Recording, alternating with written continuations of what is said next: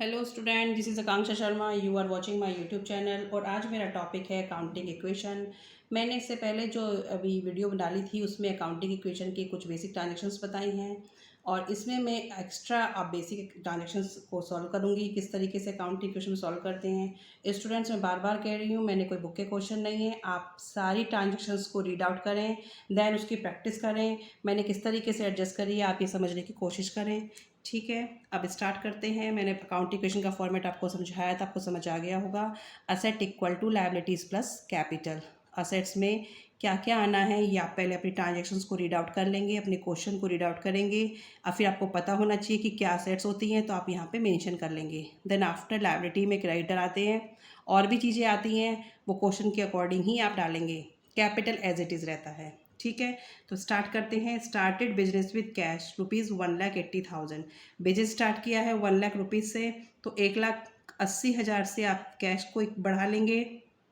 ठीक है, bank column ऐसे ही रहेगा, स्टॉक ऐसे ही रहेगा, डेटर ऐसे ही रहेगा। मैंने पहले से ही डाल लिया है ये सब। क्रेडिटर एज इट इज़ रहेंगे।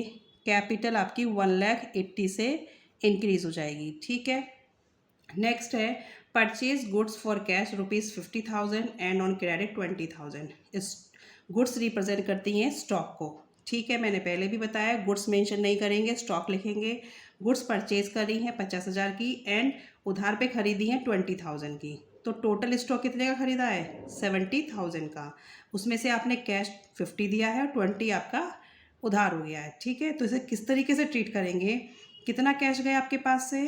50,000 का कैश गया, बैंक में कुछ नहीं है। स्टॉक में कितने का आ जाएगा? 70,000 का स्टॉक आ जाएगा। ठीक है, टोटल स्टॉक तो आपने 70 का ही खरीदा है, चाहे आपने उसका कैश दिया है नहीं दिया है। और 20,000 के फर्म के क्रेडिटर बढ़ जाएंगे, लायबिलिटी बढ़ जाएगी कि आपको पे करनी है, अभी आपने पे नहीं करी है। हर दो इक्वेशन के बाद क्या करना है? इक्वेशन को सॉल्व करना है। उसको आप लिखेंगे क्या? New equation. ठीक है, 70,000 का स्टॉक, 20,000 की क्रेडिटर, और asset equal to liability plus capital. ये आपका बराबर आना चाहिए। 130 प्लस 70 कितने हो गए? 2 लाख। 20 प्लस 180 2 लाख। ठीक है, next one is sold goods for cash 40,000 costing 24,000। Goods बेची हैं कैश पे 40,000 पे, ये तो इतना समझ आ गया। बट कॉस्टिंग कितनी? 24,000। इट मीन्स उसकी ओरिजिनल कॉस्ट 24,000 थी। 24,000 की चीज़ आपने कितने में बेची है? 40,000 में। तो फर्म के पास कितना पैसा आया? फर्म के पास कैश आया है 40,000 का, और स्टॉक कितने का गया उसका जो उसने बेचा है? तो ओरिजिनल वैल्यू। ठीक है, 24,000 की चीज़ आपने 40,000 में बेची, तो 40,000 का कैश आया। स्टॉक खाली करेंगे आप ओरिजिनल वैल्यू से, और 16,000 का प्रॉफिट हुआ। वो प्रॉफिट कहाँ इनकी दिखाएंगे? कैपिटल में।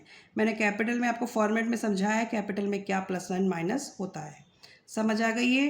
24,000 की गुड्स आपने बेची, 40,000 कैश आया, 16,000 का प्रॉफिट हुआ, प्रॉफिट कैपिटल में प्लस होता है। ठीक है, नेक्स्ट है rent paid, wages paid, salary paid, amount given है आपको। ठीक है, ये तीनों ऐसे खर्चे हैं, एक्सपेंसेस हैं जो लायबिलिटी के साथ हैं। इनकी सर्विस फर्म ने ले ली है। रेंट पे किसी की फर्म ने किसी की जगह में बिजनेस स्टार्ट किया था, उसे रेंट देना है। वेजेस, किसी से आपने काम ले लिया, उसको वेजेस देने हैं। एम्प्लॉयज़ को सैलरी देनी है। तो ये आपने सर्विस ले ली है, लायबिलिटी भी बन रही है और एक्सपेंस भी बन रहा है। तो तीनों को प्लस करके 2,000 प्लस 1 3,000, 3,600। ये खर्चे क्या करेंगे आप? कैश को भी कम करेंगे और कैपिटल को भी। पहले हम इसको सॉल्व कर लेते हैं। 170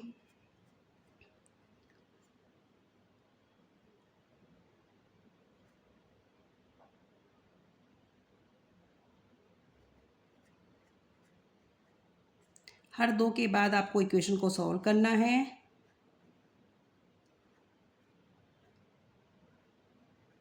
और फिर बाद में चेक कर लेना है कि आपका इक्वल हो रहा है कि नहीं आ रहा है। ठीक है, अब मैंने ये बताया था आपको, ये तीनों एक्सपेंस क्या करने हैं आपको? कैश को भी कम करेंगे और कैपिटल को भी। मेरा अमाउंट आ रहा था 3,600। मैंने तीनों को इकट्ठा प्लस कर लिया है। Cash come and capital come. Rent paid, salary paid, wages paid, तीनों ही एक्सपेंस प्लस लायबिलिटी हैं। तीनों ही कैश को भी कम करेंगे और कैपिटल को भी। ठीक है, मैंने कैपिटल के फॉर्मेट में भी समझाया है कि तीनों किस तरीके से कैपिटल को कम करते हैं। अब इसको माइनस कर लेंगे आप।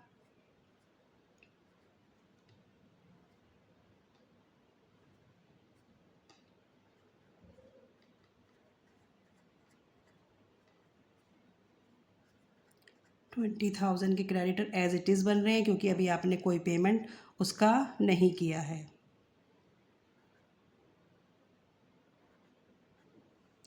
नेक्स्ट है bought refrigerator for personal use ₹5,000।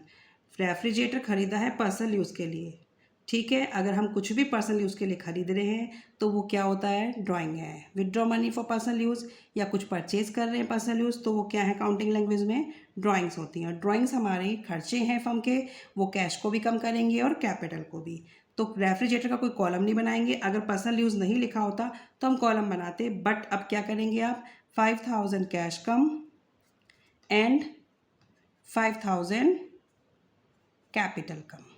Students को यहाँ तक समझ आ रहा होगा। सारी ट्रांजैक्शंस को आप देख के समझें, समझने की कोशिश करें और अपने आप प्रैक्टिस भी करें। नेक्स्ट है ओपन ए बैंक अकाउंट 4,500।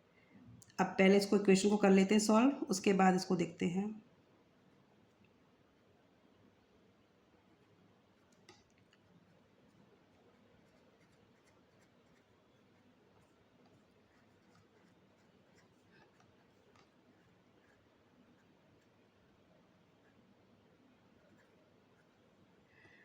ओपन ए बैंक अकाउंट 4,500। अब बैंक अकाउंट खोला है 4,500 से, तो क्या किया होगा, कैश में से पैसा निकाला होगा और बैंक में डिपॉजिट कर दिया होगा।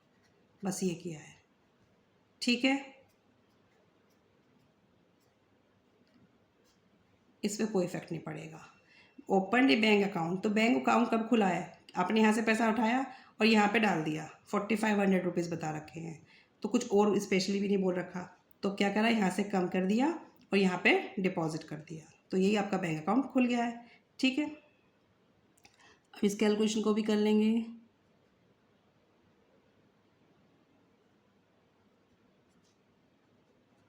$4,500, 46,000, 20,000 and 187,400. Last equation, goods costing 15,000 sold to Aman for ₹18,000. अब यहाँ पर भी है, यहाँ पे कॉस्टिंग लिखा होता है, इट मीन्स ओरिजिनल वैल्यू। तो ओरिजिनल कॉस्ट कितनी थी उसकी, 15,000 की थी और बेची कितने में, 18,000 में।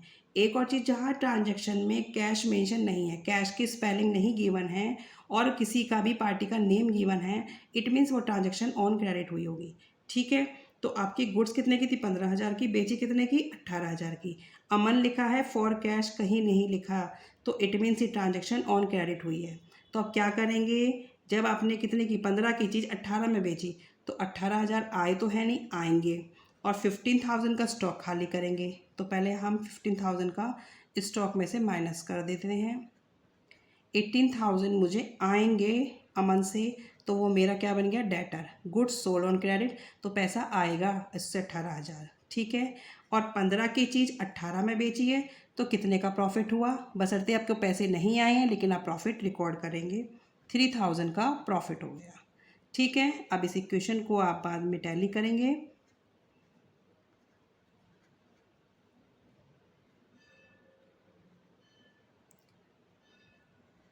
$18,000 डेटर से आएंगे। कोई भी गुड्स ऑन क्रेडिट ट्रांजैक्शन होती है तो उसे आप क्या करेंगे, गुड्स सेल करी ऑन क्रेडिट, तो वो डेटर बन गए। ठीक है, उनसे पैसा आएगा।